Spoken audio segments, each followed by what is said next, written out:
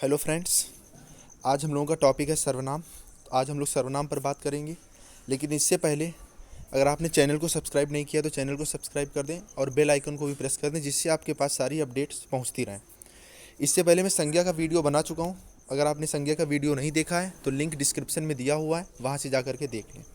तो चलिए हम लोग आज का टॉपिक शुरू करते हैं, सर्वनाम। तो सबसे पहले देखते हैं कि सर्वनाम कहते किसे हैं। तो संज्ञा के स्थान पर प्रयुक्त होने वाले शब्द क्या कहलाते हैं? सर्वनाम कहलाते हैं। मतलब जो शब्द संज्ञा के स्थान पर प्रयोग किए जाते हैं उन्हें सर्वनाम कहते हैं। आगे बात है कि सर्वनाम कैसे शब्द हैं। तो सर्वनाम जो है वो विकारी शब्द हैं। आपको मैं बता दूं कि संज्ञा, सर्वनाम, क्रिया और विशेषण, ये चार जो हैं ये चारों विकारी शब्द हैं। अब आगे बात करते हैं कि सर्वनाम के भेद। वीडियो में 2018 जो वीडियो का पेपर हुआ उसमें क्वेश्चन पूछा गया था कि सर्वनाम के कितने भेद हैं। तो सर्वनाम के 6 भेद होते हैं। कौन कौन से होते हैं? पहला है पुरुषवाचक सर्वनाम, निश्चयवाचक सर्वनाम, अनिश्चयवाचक सर्वनाम, प्रश्नवाचक सर्वनाम, निजवाचक सर्वनाम और संबंधवाचक सर्वनाम। अब यहाँ नीचे हम लोग डिटेल में बात करेंगे, लेकिन कुछ चीज़ें हैं जो डिटेल में बात करने की ज़रूरत नहीं है, उनको हम यहीं पे कर लेते हैं। जैसे निश्चयवाचक सर्वनाम। तो निश्चयवाचक सर्वनाम क्या होते हैं? जहाँ पर निश्चितता का बोध होता है। इसमें कौन कौन से शब्द आते हैं? जैसे यह है, वह है, यही है, वही है, उसी है, उन्हीं है। अब हम लोग एक देखते हैं, जैसे यह एक लड़का है।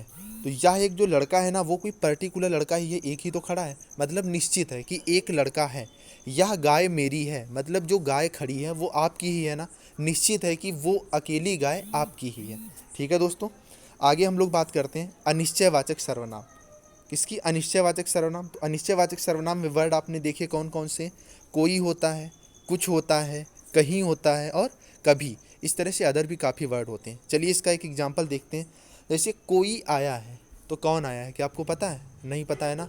मतलब कोई आया है, वो कोई भी हो सकता है, आपको उसका निश्चितता का वहाँ पर बोध नहीं हो रहा है, ये अनिश्चित है कि कौन आया है। इसी तरह कभी से, वह कभी भी आ सकता है। क्या आपके पास कोई पर्टिकुलर टाइम है वो कब आएगा? नहीं है ना। तो कभी भी क्या है? एक अनिश्चयवाचक सर्वनाम का उदाहरण है। आगे हम लोग बात करते हैं प्रश्नवाचक सर्वनाम। तो आप लोग जानते ही हैं कि प्रश्नवाचक क्या होता है? जहाँ पर प्रश्न पूछा जाता है वहाँ पर क्या होता है? प्रश्नवाचक सर्वनाम होता है। जैसे कौन आया है, तो कौन आया है क्या पता है? एक प्रश्न ही तो पूछा जा रहा है आपसे, कौन आया है। जैसे आप बताओगे मामा जी आए हैं, मामी जी आई हैं, या दोस्त आया है, जो भी आया हो। ठीक है दोस्तों। अब आगे हम लोग बात करते हैं मेनली कि पुरुषवाचक सर्वनाम। सबसे ज़्यादा बार यही पूछा जाता है। तो पुरुषवाचक सर्वनाम क्या होता है? स्त्री पुरुष के नाम के स्थान पर जो प्रयोग किए जाते हैं उन्हें क्या बोलते हैं? पुरुषवाचक सर्वनाम बोलते हैं। अब एक बहुत बार क्वेश्चन पूछा जाता है कि पुरुषवाचक सर्वनाम के कितने भेद होते हैं। तो पुरुषवाचक सर्वनाम के 3 भेद होते हैं। कौन कौन से?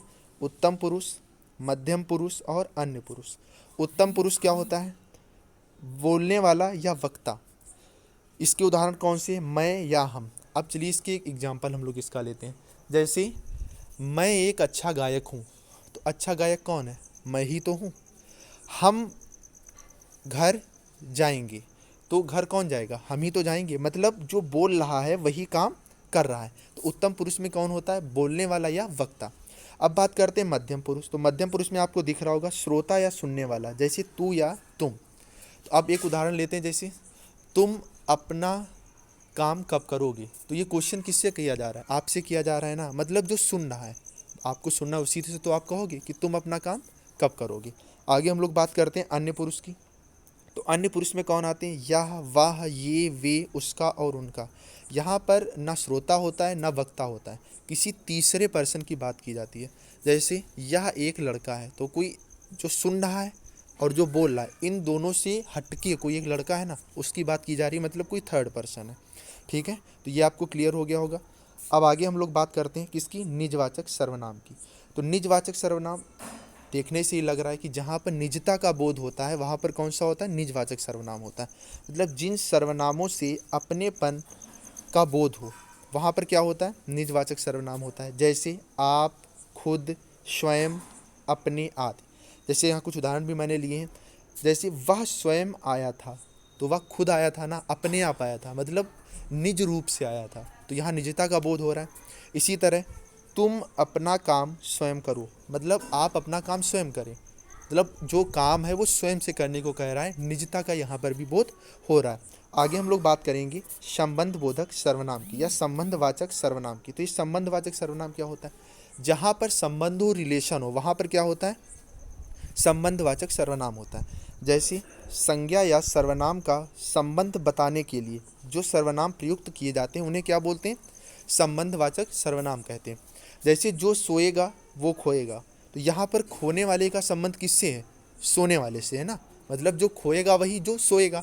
तो संबंध दिखा रहा है ना, जिसकी लाठी उसकी भैंस, मतलब भैंस किसकी है? जिसकी लाठी है ना। तो यहाँ पर भी किसका बोध हो रहा है? संबंधवाचक सर्वनाम का बोध हो रहा है। अब बात करते हैं अनिश्चयवाचक सर्वनाम की।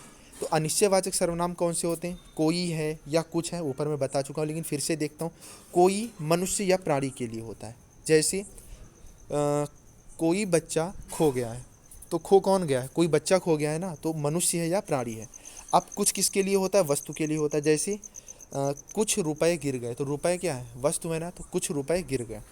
आगे बड़ी इंपॉर्टेंट बात लिखी है, ये भी क्वेश्चन पूछा गया है कि सर्वनाम में वचन व कारक विकारक शब्द हैं। मतलब कारक और वचन ये विकारक हैं। विकारक का मतलब क्या होता है? ये कहीं कहीं पे विकार उत्पन्न कर सकते हैं। अब आगे मैंने कुछ इसके एग्जाम्पल लिए हैं, चलिए हम लोग देखते हैं एग्जाम्पल।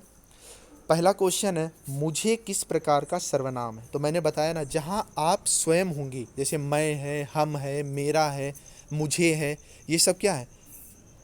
उत्तम पुरुष। देखिए नीचे आंसर भी दिया हुआ है फिलहाल, लेकिन ये कौन सा सर्वनाम है? उत्तम पुरुष सर्वनाम है। उत्तम पुरुष सर्वनाम किसका भेद है? पुरुषवाचक सर्वनाम का भेद है। आगे हम लोग बात करते हैं कि सर्वनाम के कितने प्रकार हैं। तो सर्वनाम के 6 प्रकार हैं, ऊपर मैंने बताया कौन कौन से। आगे बात करेंगे कि निश्चयवाचक सर्वनाम कौन सा है। क्या तो प्रश्नवाचक हो गया, कौन अनिश्चयवाचक हो गया, कुछ ये क्या हो गया? ये भी अनिश्चयवाचक है। यह जो है वह एक निश्चयवाचक सर्वनाम है। आगे हम लोग बात करेंगे, क्या है क्वेश्चन, इनमें अनिश्चयवाचक सर्वनाम कौन सा है? तो कौन क्या है? यही तो अनिश्चयवाचक। कौन क्या है? प्रश्नवाचक है। जो क्या है? जो करेगा सो भरेगा, अभी मैंने एग्जाम्पल बताया ना, तो ये तो संबंधवाचक सर्वनाम है। कोई क्या है? ये जो आपका है ये अनिश्चयवाचक सर्वनाम है। वह क्या है? यह निश्चयवाचक सर्वनाम है। अगला क्वेश्चन देखते हैं, यह घोड़ा अच्छा है। इस वाक्य में यह क्या है? तो अभी मैं बता चुका हूँ, यह, वाह, मेरा, तेरा, ये सब क्या होते हैं? ये सब सर्वनाम होते हैं। तो सर्वनाम को एक तरह से हम सबका नाम भी बोल सकते हैं। संज्ञा का मैंने मतलब बताया था कि नाम होता है। आगे बात करते हैं, अगला क्वेश्चन क्या है कि संबंधवाचक सर्वनाम बताएं कौन सा है। तो कोई क्या है? ये तो अनिश्चयवाचक है। कौन प्रश्नवाचक है। जो है ये क्या है?